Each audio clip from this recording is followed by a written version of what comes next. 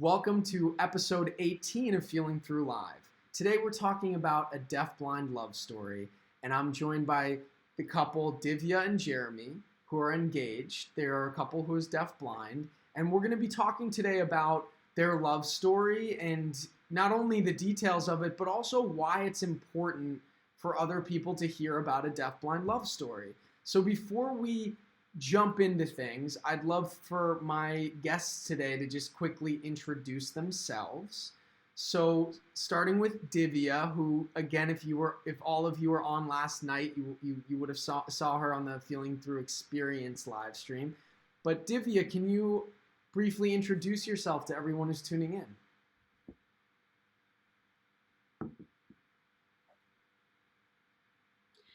Hello there, everyone.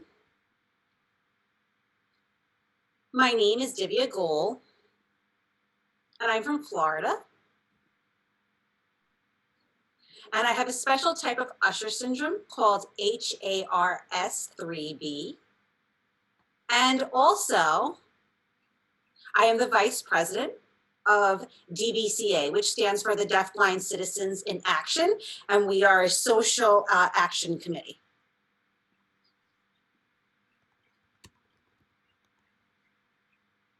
And Jeremy, can you briefly introduce yourself to everyone?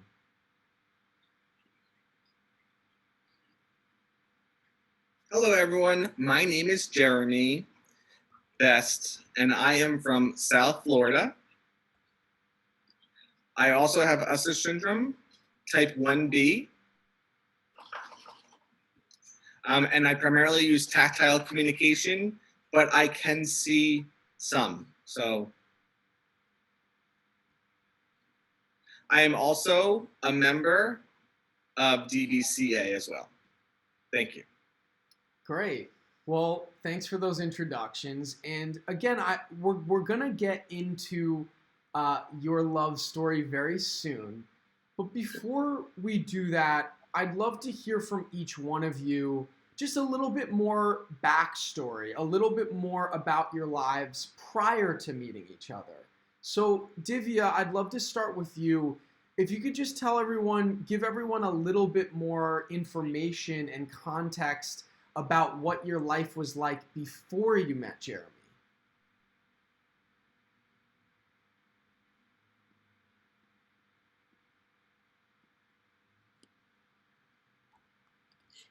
This is Divya. Before I met Jeremy, well, let me start with, I originally grew up in Canada. I was born and raised there with my entire family is hearing. We moved to the US, specifically to Florida, to start a new life. Many years later, I started getting more involved with deafblind individuals. I started learning more from leaders that were out there, and I learned more about deafblindness. And I was really interested in leading, in reaching my goals, so I got more involved. I went to more events, specifically here in Florida with those events. And then eventually I met Jeremy. But before I met Jeremy, I didn't know anything about him. I was socializing with other people who were deafblind. I focused on my life, specifically school and college, and was continuing with that until I eventually met Jeremy. And can you tell me a little bit about what your primary cultural influences were growing up?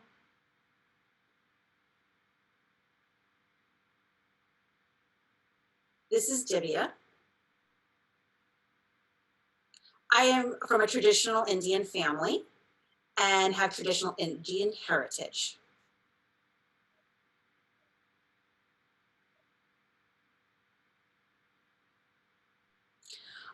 And I have a strong connection with Indian culture. It's a part of, I do feel somewhat different now that I've had the American experience, but I do have that strong relationship. It is different. You know, Indian culture is much different in that they have, let's say, an arranged marriage, whereas American culture, you can marry whoever you want. So those are some of the cultural differences between Indian culture and American culture. Was an arranged marriage ever anything that was talked about for you, or is that something that you ever encountered personally?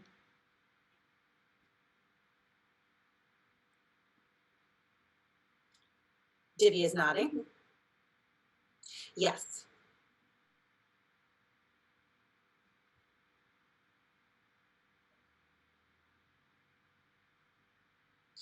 It's difficult to accept that because for me, I was nervous.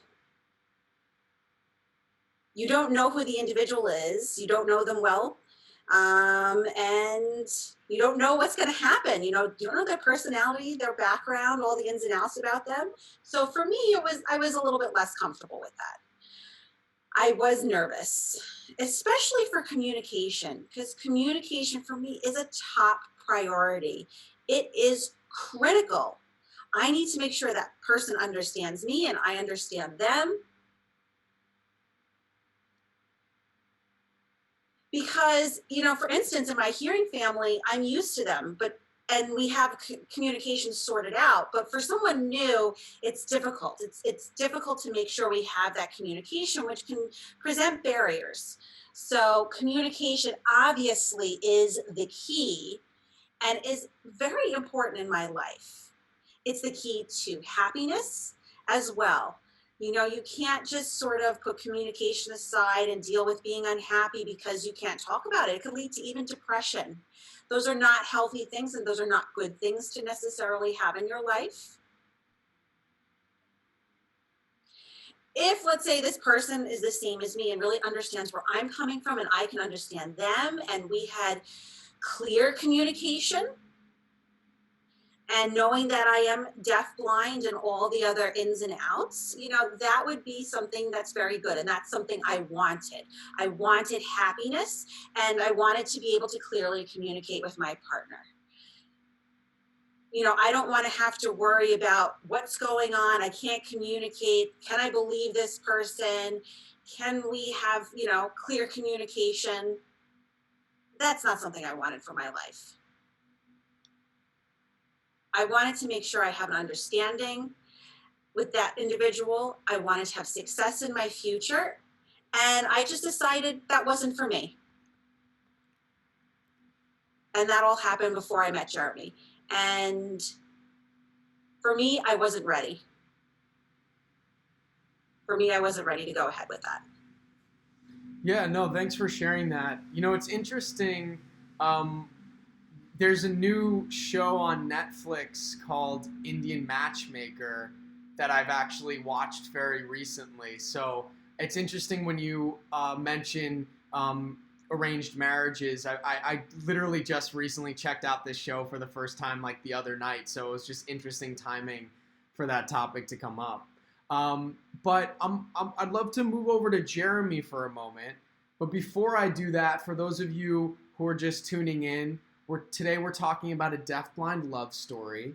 And not only the details of it, but why it's important to share a deafblind love story with other people and for other people to know about a deafblind story. So part of that is getting as many people to tune in today as possible. We're still really early on the episode, so if you're watching on Facebook, please hit the share button so that other people can join us today. And if you're watching on YouTube, feel free to share that link with anyone you think might find this interesting today.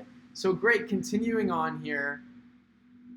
Jeremy, I'd love if you could tell everyone a little bit more about what your life was like before meeting Divya.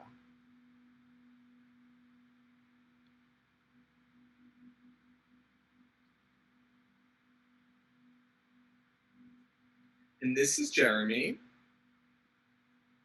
Before, I met Divya, I was very young. I was still like a teen. I didn't know about various issues. I didn't know about the deafblind community. It wasn't until later that I did. It was really after graduation. And I was dealing with the feeling of isolation. I was frustrated that I couldn't find a job. And, this is going back like 10 years ago. I was still a student. I was a student at Conklin Center for the DeafBlind, and that's in Daytona, Daytona Beach, Florida. So I was there trying to learn to be independent from the blind program.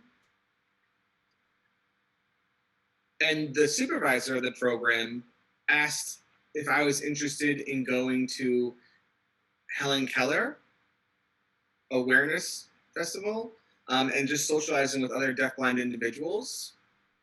And it was something that I thought about and decided that I was actually interested in it. So I went to Orlando. And when I got there, I went into a restaurant. And it was like a big conference room almost. And I had never really seen that before in my life. It was my first time. And I was able to actually look around and see people communicating tactfully, seeing lots of deafblind people communicating with each other. And I mean, at the time I was very quiet and shy. I didn't have a lot of experience with that. I didn't know about deafblindness. So I actually was there that I was introduced to Divya. I introduced myself. I was like, my name is Jeremy Best. And Divya actually sat down with me. She was very excited. She was happy to talk with me because I think she knew that I didn't know what to do in that setting. So she was happy to talk to me and tell me what to do. And we talked about like our oldest friends and our lives and growing up. And it was like a great connection. And really, the takeaway from that was how Divya took it upon herself to help introduce me to other deafblind individuals, because Divya was more familiar with that. She had already been to Helen Keller National Center, and that was something that I was thinking about myself. I had thought about it for like 2 years, and I was like, you know what, maybe I go, maybe I won't. So 2 years later, I ended up going. It was like November 2014. And I became a student at Helen Keller, but I was still quiet at the time. And I was shy, and I didn't really have the deafblind identity yet. I was meeting all these people who are deafblind. I was getting training. I was there for 9 months. And finally, once I left, I knew what it meant. I had that deafblind identity. And I really had like an increased independence. I knew more about tactile communication and Braille and deafblind socialization, and it was great. And later on, we had the YASP, which is the Young Adults Summer Program, which is hosted at Helen Keller National Center. And I was brought on as a mentor. I got to work with Divya again. She was facilitating it. Then again later, like 2 years after that, little increments here and there, we started communicating. We were text messaging with each other. And I was starting to think that I actually liked Divya. And then I think later on in 2017, I went to Universal Studios with Divya in Orlando. We were together. My niece was with us. She was guiding us. And we were just taking in the sights. And I was joking with Divya. We were having a grand old time, laughing with each other. We were very independent. It was a great day. And to this day, I consider that to be our first date. Later that night, we went out to a restaurant. We chatted. We were joking again. I was trying my best to make Divya laugh. And I had given her a gift, which I thought was pretty nice. And then later, a year after that, we went to the Transition Institute for young adults who are deafblind, and their families are welcome to go in as well. And that was hosted in Tennessee. And again, I was a mentor. I was involved in different activities with the teens and their parents. And I got to talk about how I learned about what it means to be deafblind, to encourage the participants to seek that identity themselves, to see what it means for them, to think about work, all sorts of things. Then 3 days later,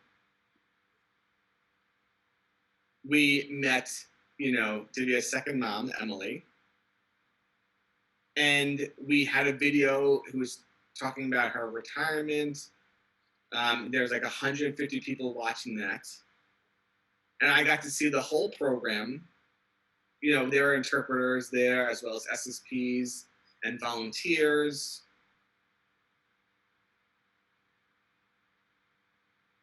And I was surprised, of course I was a little nervous. I took that time actually to get down on one knee and propose to Divya. And Divya was shocked. I think everyone was shocked. Like there was tears all around. It was very emotional. And I really asked if she wanted to marry me, and she said yes. So we hugged each other and we celebrated, and it was very exciting. Then a week later, I actually flew out to Divya.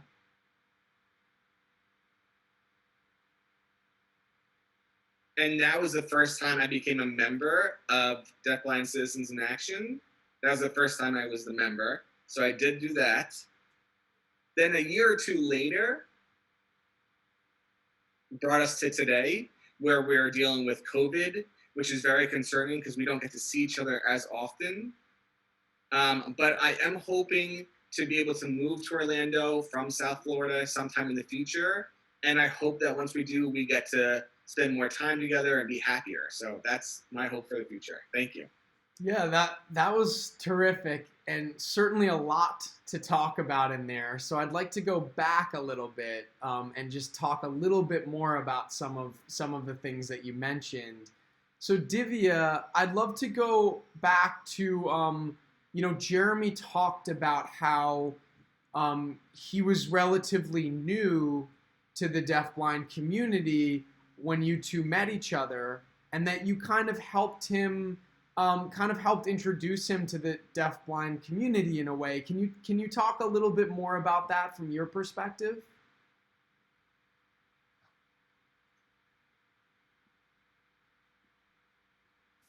This is Divya speaking.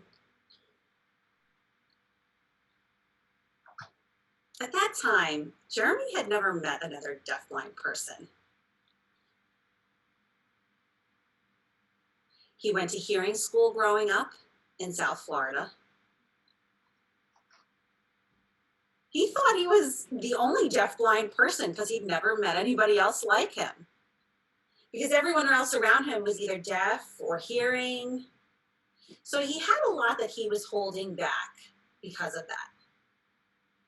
Because of his vision loss and his hearing loss, he was really holding so much in.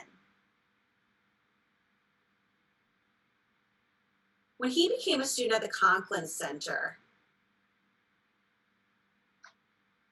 he learned a lot of new things. And he started to get an idea of what it meant to be deafblind. It has a culture. There's an experience similar to other cultures and other experiences. When I first met Jeremy, he was extremely quiet.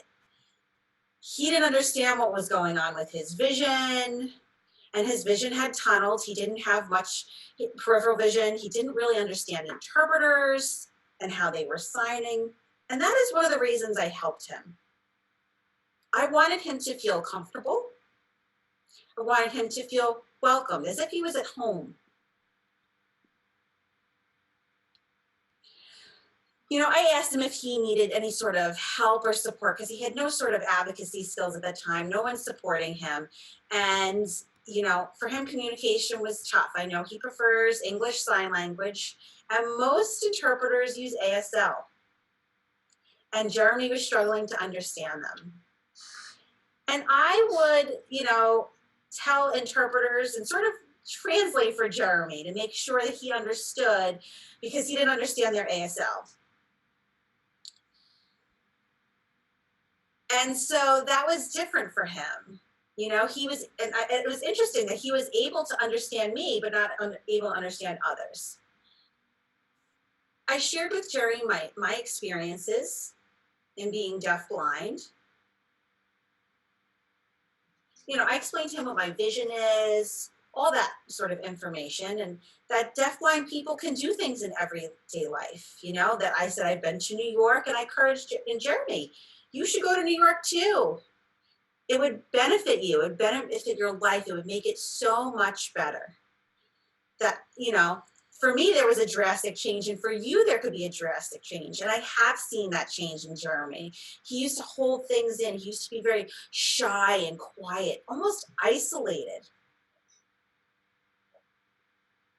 And after meeting me and my encouragement, his life has dramatically changed, and I can see it. It is amazing. He is so talkative, so animated.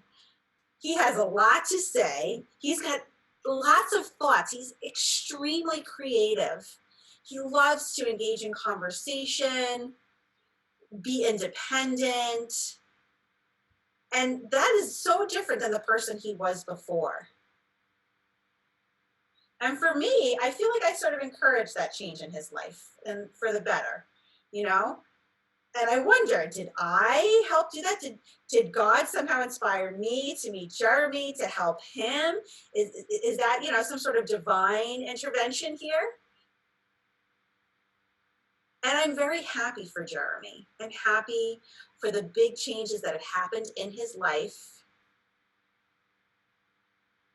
He now, you know, with his family and friends, they even see this change in him.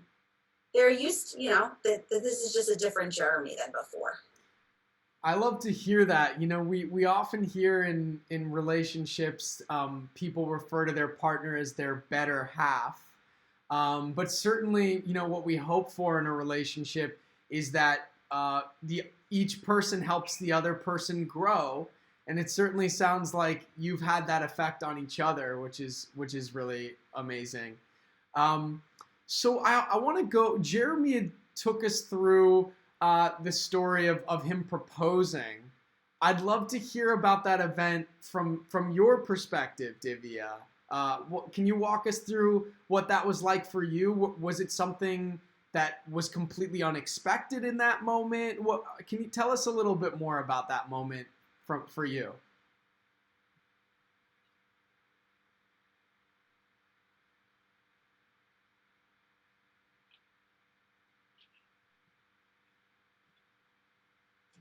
Oh,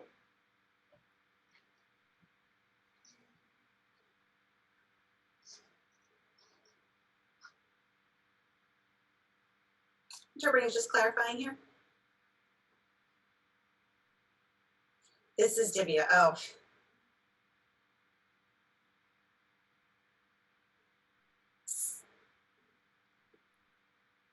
I did know before he did the actual proposal, I knew it was going to happen. Before it happened, we've been traveling a little bit, and he just kept saying about, hey, what do you think about maybe getting engaged? What's your plan? And I just kind of suspected something was coming. He had also talked about it to my best friend as well. And they had been in communication over it. So I knew something was sort of coming, because he had encouraged my friend to come to this event. So I knew something was in the works, but I also was surprised when it did happen. You know, I had the idea that he was going to propose while we were at the Institute, but I wasn't sure. On the other side of that, I was very happy.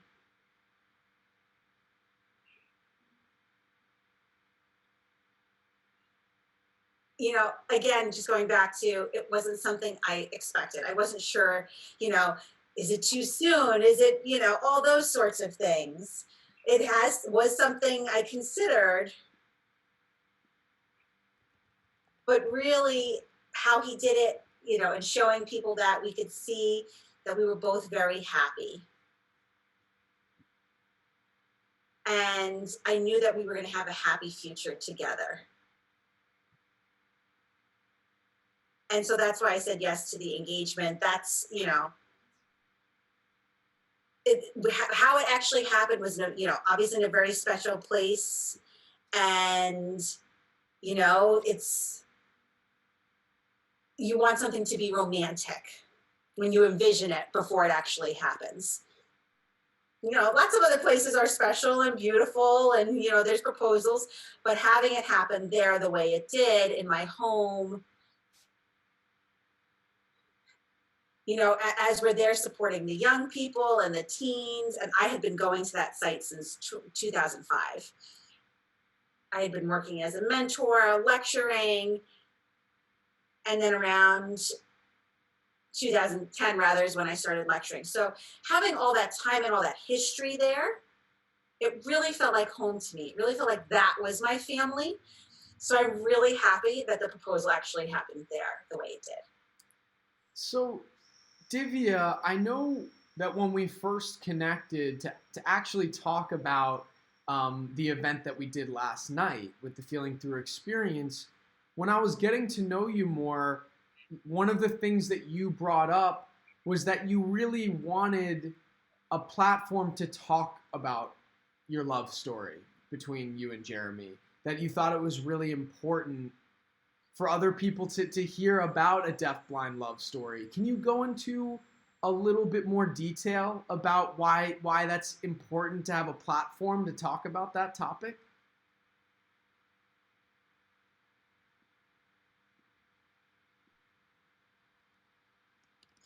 This is Divya.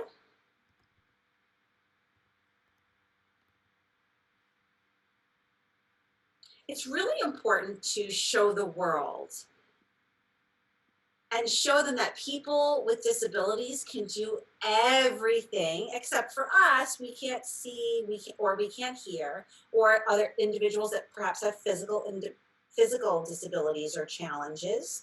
Everyone has their own sort of way about going and doing things.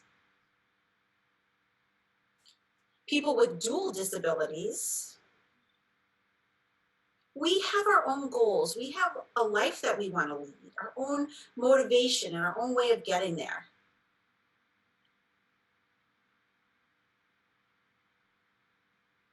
It's important for young people, for the younger generation, as they later grow up and become teens and then eventually adults, or wherever a time that they deem appropriate for them, maybe their 20s or 30s, they might be feeling nervous, like, how do I go about dating? How do I date someone that's deaf-blind or has a physical disability? How do I do that? It can make someone nervous. And I've noticed with, you know, those young people, they might have other siblings that are more carefree and don't worry about that. But people with disabilities, you know, we have a different experience what it means to actually date and what that looks like. Especially when you're trying to, you know, dating someone that's deaf-blind, and when you're candid, or rather you're candid that, hey, I want to date you, I'm deaf-blind, you sometimes have to educate others around you. And others might have a negative perspective at times, that you can't do that, you're deaf-blind, there's a whole host of things that you can't do. You can't have children. So there's a lot of negative perspectives and opinions out there, which you need to push aside, and you need to be positive. You need to learn and have experiences and grow. Let's say you're dating someone and it doesn't really work out. That's fine. Look for somebody else. Look for that right person. You need to follow your heart. You'll find that person when it's the right time, when it's the right time in your life, and the two of you rather, will build that relationship. So it's really important that the younger generations have that and see that and have role models for it. Also, I've noticed lots of people out there in the world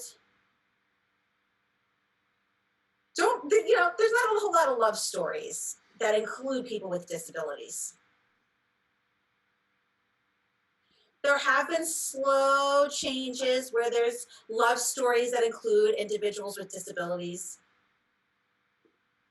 But I really haven't seen many that include deaf people or deaf-blind people or individuals in wheelchairs, perhaps two people that are both blind, hearing blind individuals. You don't really see their stories being told as openly out there in the world.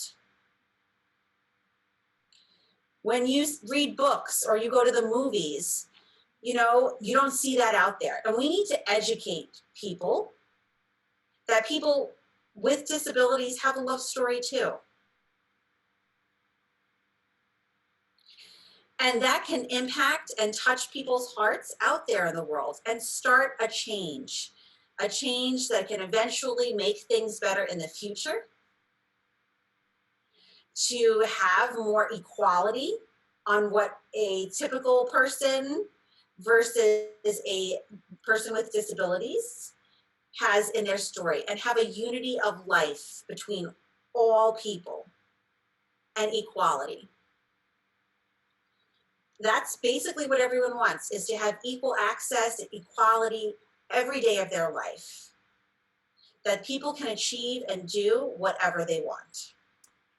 Divya, I was nodding profusely throughout that entire what you were just saying, because it all was so beautifully put, and I hope really rings true for everyone who's watching this live or gonna come to this later.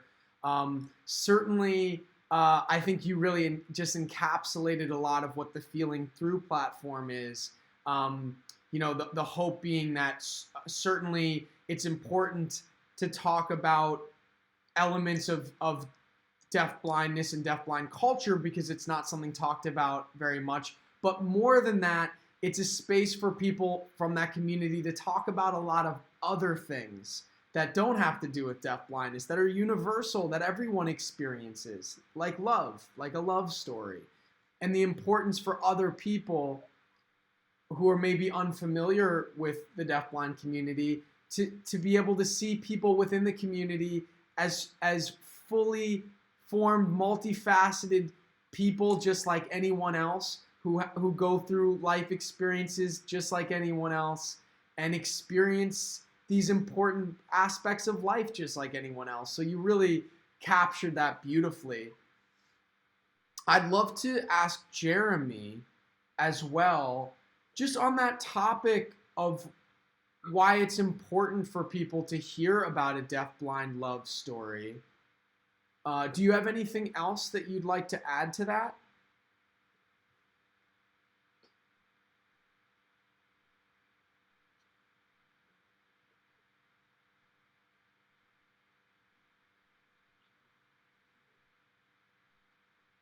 Sure. This is Jeremy. I really want people to be aware of not only deafblindness, but people with disabilities. I want them to know that, they can have friendships and meaningful friendships.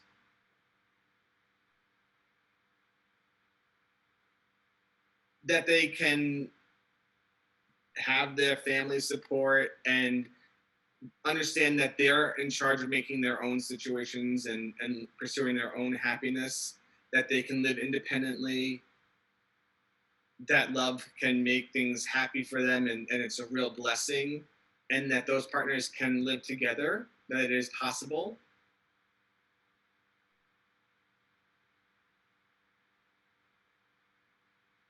And how people can learn about individuals with disabilities and how they live, and it happens with couples, and you see people coupling up all around. I myself have seen a lot of deafblind individuals marrying each other and others with disabilities, and they live great lives. They're very happy, they're very fulfilled. And I think it's important for people to see that, because it'll help them when they come to those own decisions on their own, and that their families can support them, and all loved ones can. And how it doesn't have to just be about the couples, it could be everybody that comes together because of this love. I have a question that I'm going to ask both of you, but I'd like to start with Divya. Um, Divya, was it important for you to find a partner who was deafblind? Was that an important part of partnership to you?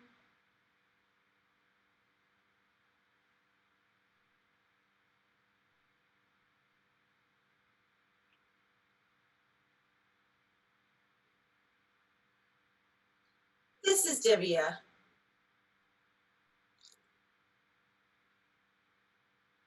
Yes. You know, individuals with different disabilities, and let me give you an example here. Individuals with disabilities, you know, can be successful and can have good relationships. For me, it was important because I needed someone to understand who we are, where I'm coming from. And for me, you know, identifying as a person that has a disability, and I needed to figure out how this person would fit in my life, what my future would look like.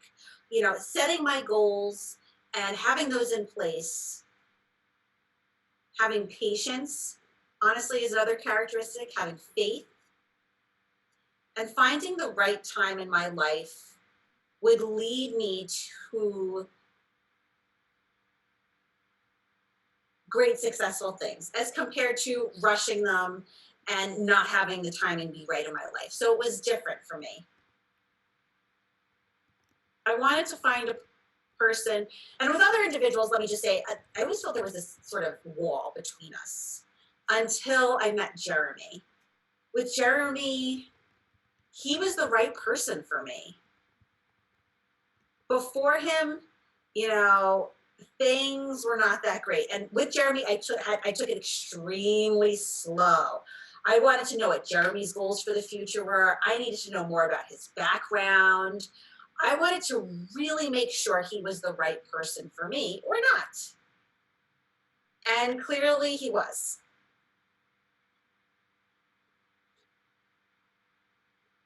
You know, it started out initially with Jeremy initiating with a little bit of flirting, which eventually, you know, I resisted. I put up a wall there.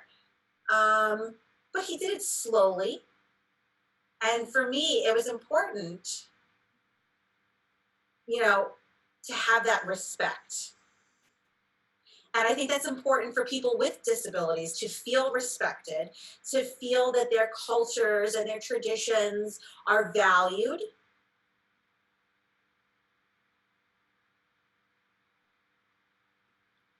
And really to have that respect for everyone and their families and traditions, that everyone is valued. But for me, with Jeremy, it was different than it was with other people. We are happy together. And right now, it's the right time for people with disabilities out there to start opening up, to talk to their family members throughout the world. No matter your cultural beliefs, your traditional beliefs, individuals with disabilities need to get out there and tell what their desires are. Talk about what they're looking for in a partner or a person they want to be with,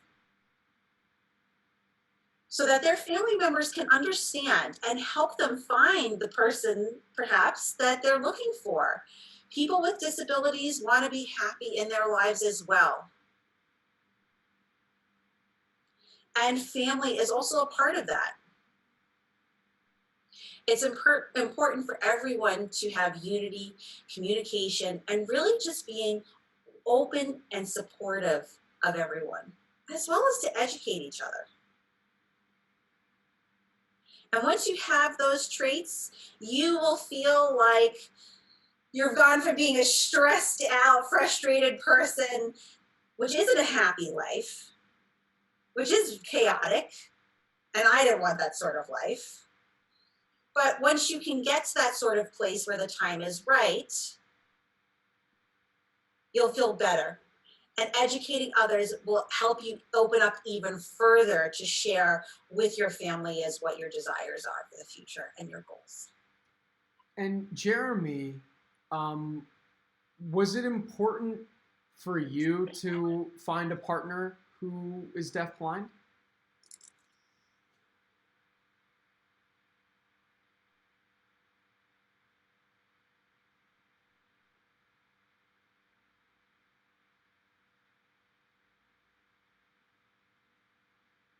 Sure, this is Jeremy. I think it was important for me. I think it was important for my life.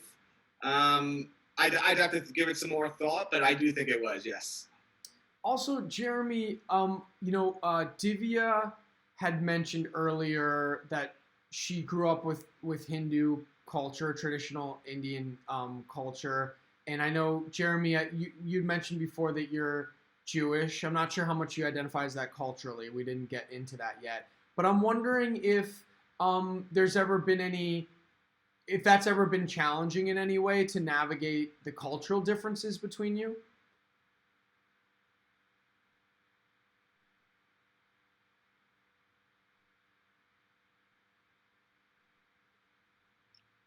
This is Jeremy. No, no problems there. You know, we understand the situation as it is. I'm not, the strictest Jewish. I am like the Reformed Jewish tradition. So, I mean, I'm open to whatever traditions come when Divya and I get married. We both have that mutual respect. I am mindful of honoring her traditions and her family celebrations, and she's the same with me.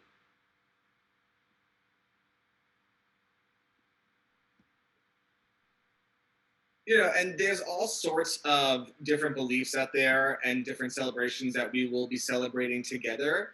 And I think that we can do so respectfully.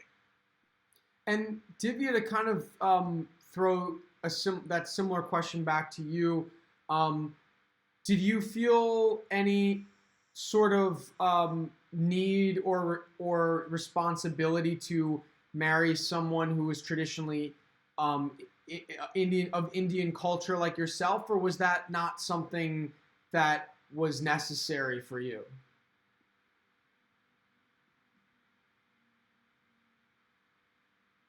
This is Divya. Cultures and values are important, but if those cultures and values are not with the right person or not at the right time in your life, it's maybe not going to work out. It won't be the right fit. And for me, there are many people that it wasn't the right fit with that maybe had those attributes. Maybe it's part of the fact that I've been, in Canada or the UK and now in the US. There's all, it's all affected me. And most important for me, though, I have to say, is happiness. Following what God has given me. And, I've asked God to please bring that right person into my life. And he answered that for me. Through a lot of soul searching on my own part, I really had to figure out, is this person the right person for me or not? And so, yes, although I have traditional family values, and those are important to me, things have happened that have shifted my path, which has then led me to Jeremy. So I understand, Jeremy. Question for you. I understand that you and Divya are currently living in different places. Can you talk a little bit more about that?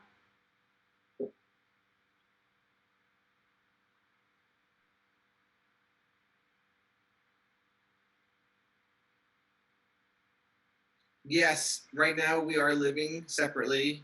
We're doing the long distance.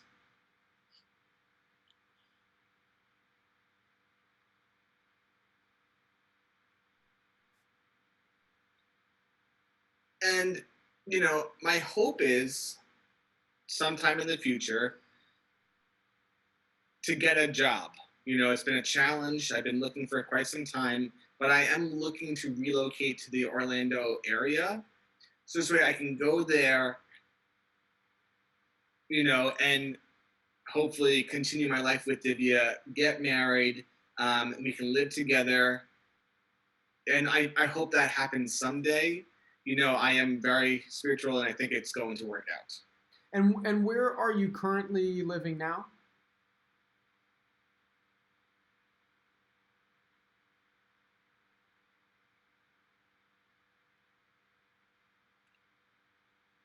I'm actually also in Florida.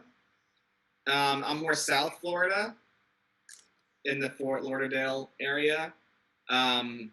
So it is like a drivable distance to where Divya is, like 4 hours or so, but that's kind of where I'm at. And Divya, what's it been like for you to navigate a long distance relationship?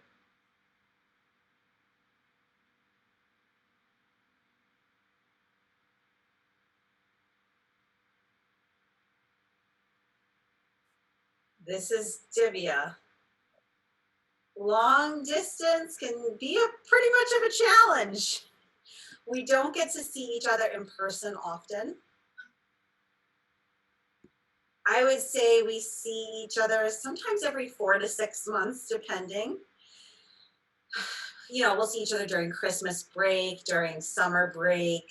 Honestly, maybe another time in between there, but we go long periods of times without seeing each other.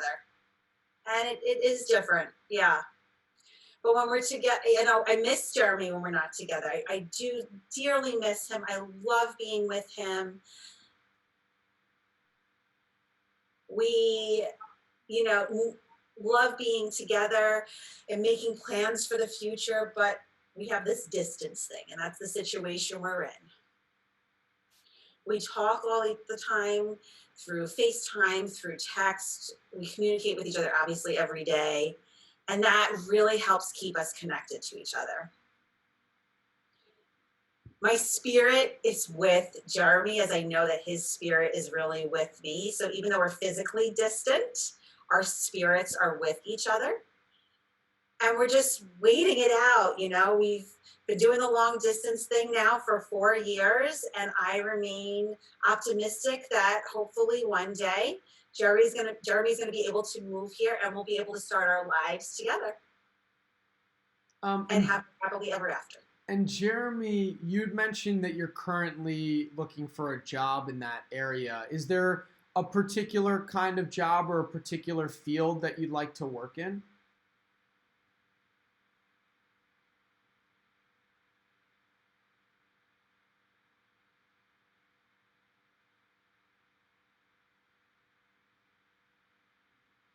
And this is Jeremy. Primarily, like my first job, I'm looking for 2 different opportunities, really. Like I'm currently looking in the food services industry. I'm looking at like restaurants and hotels. I'm also looking something, with technology. Currently, I'm working with I Can Connect, the ICC. I'm a trainer for that program. I have been for the past 2 years. And, it's a good flexible schedule. I can go around working with deafblind individuals, how they can use technology for communication purposes. That's one job that I have, but I was hoping to add a second job in, food services or with technology. Divya, a question for you. I know before you had mentioned that people need to see more representation of, deaf-blind couples and deaf-blind couples in love. I'm wondering, have you ever personally experienced any discrimination, particularly around your relationship with Jeremy? Have you ever experienced anything around that?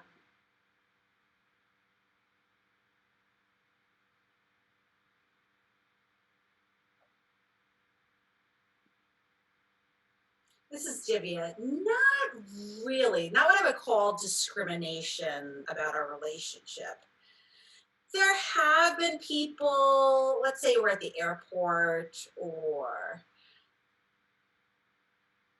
different authorities or the TSA at the airport, they use spoken language, and I try to communicate that we can't hear you, we can't see you, and they just go a mile a minute. So we've experienced that sort of communication and being able to, rather, that sort of discrimination and being able to communicate in our environment, and not being able to access our environment. So that's what we've mostly experienced discrimination in. It's important to know what the environmental information is, and then I share that with Jeremy. Obviously I can't ignore Jeremy. I want him to be in the know of what's going on in the environment around us.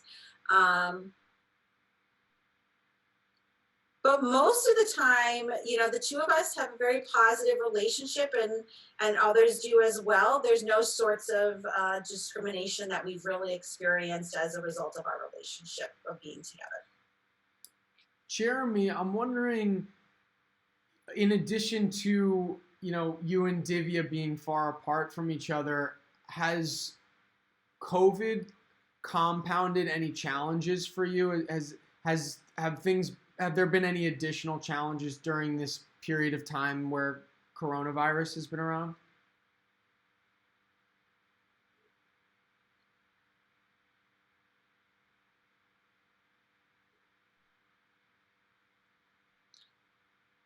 This is Divya.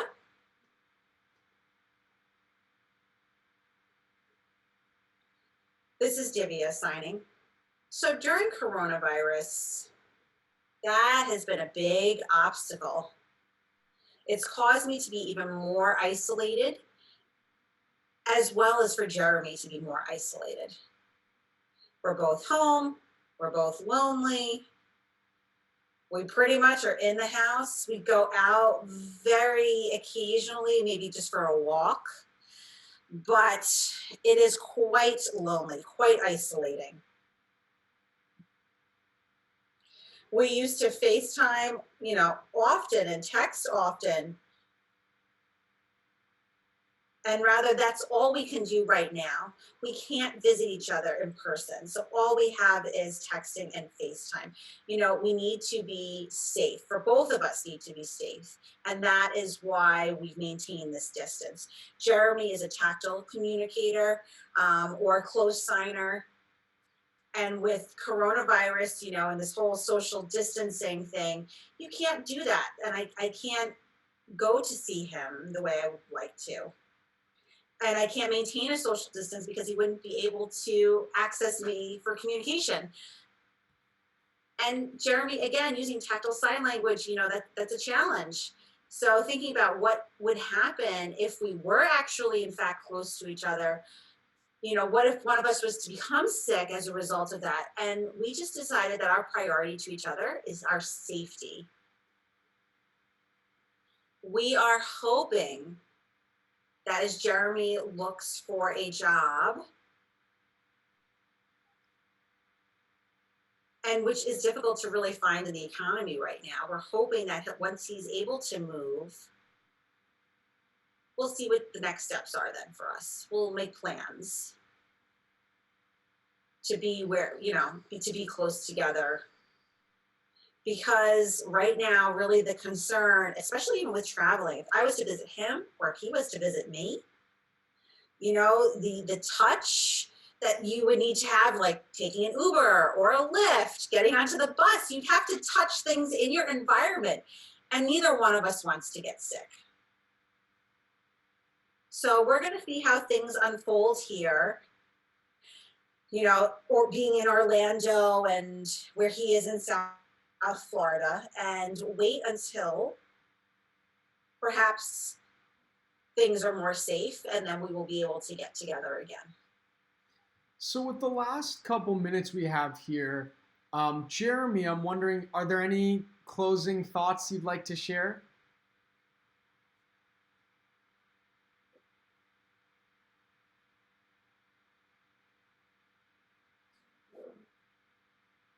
This is Jeremy, sure.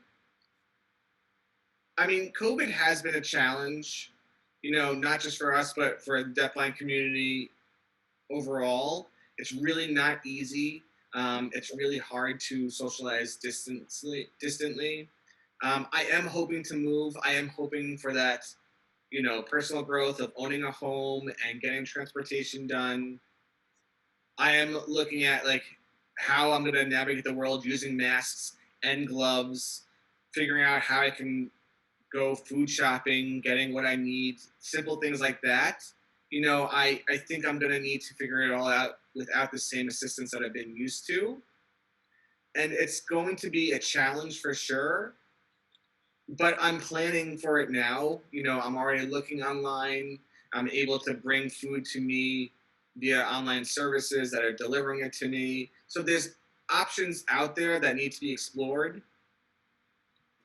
And I wish we were in a situation where I could visit Divya or she could visit me. But given the danger that's involved, it's just not feasible. And I feel like we're going to really have to wait for COVID to go away. And then from there, hopefully we'll have a lifelong of living together with Divya, and we'll take it from there. Well, certainly I'm hoping that you two can come together and be in the same place as soon as possible. But I want to thank you both for joining me today and talking about your love story. Not only was it really interesting to hear, but I think it's, as you both mentioned, a really valuable thing for other people to hear about. So thank you to all of you who tuned in today. As always, we'll be back with another episode of Feeling Through Live next week, same time, same place. And if for those of you who have been enjoying this, please share it with friends and family so we can help build this community even larger. And for those of you who haven't seen the Feeling Through experience yet or want to tune into a future one, feel free to go to feelingthrough.com, sign up for our mailing list where we'll announce the next opportunity to see it. All right. Thanks again, everyone, to tuning in. Thank you, Divya and Jeremy, and we'll see you all next week. Bye, everyone.